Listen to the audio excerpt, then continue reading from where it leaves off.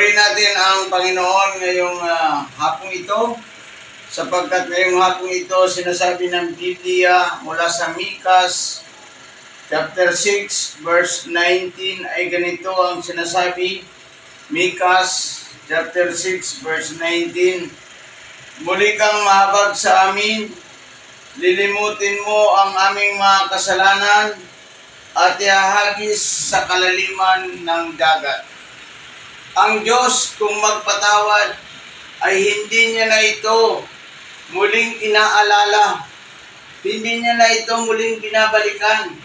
Kapag ang Diyos ay nagpatawad, sabi ng Panginoon, kapag ito ay pinatawad ko na ang kasalanan ng tao, nililimot ko na ito at hinahagis ko na ito sa pusod ng dagat, sa kalaliman. Hinahagis na ito ng Diyos upang hindi na ito muling mabalikan ng kahit sino pa mang tao. Ang tao iba eh. Kapag nagpatawad ang tao, sabi, papatawarin kita ngayon. Pero kapag muling nagkasala ka, uungkatin yun ng tao, babalikan niya, sasabihin niya, pinatawad na kita, ba't nagkasala ka po? O kaya yung kasalanang ginawa mo, pinatawad ka, pag nagkamali ka, uungkatin niya uli yun. Pero ang Diyos, hindi. Sabi niya, ang iyong kasalanan na aking pinatawad ay tinapong ko na sa kalaliman ng dagat upang hindi na ito muling mabalikan. Yan ang maganda sa ating Panginoon. Kapag nagpatawad ang Diyos ay tunay at tapat.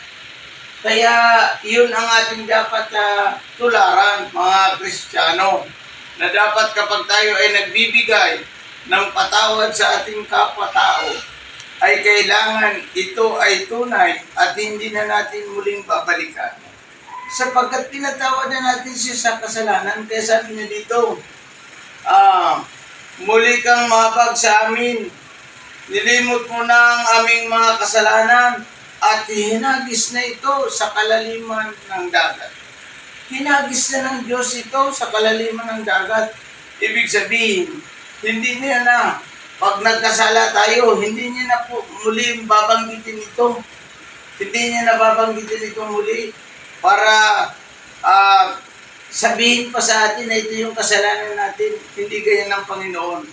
Kundi ang Panginoong Diyos ay, sabi ng Panginoon, hinagis niya na ito sa kalaliman ng dagat upang tayo ay mapatawad ng tapat. Mga kaibigan ko, ang Diyos ay tapat sa pagpapatawad sa mga kasalanan natin. Kung ang tao'y sincero na humingi ng patawad sa Diyos, ang Diyos ay tapat na tayo ay kanyang patatawarin. Yun po ay nagmula sa Mikas chapter 6 verse 19. Papatawarin tayo ng Diyos at hindi na muling babalikan ng Diyos yung ating mga kasalanan.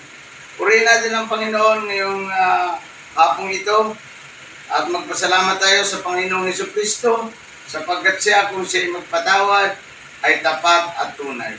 Salamat po. Purihin natin ang Panginoon.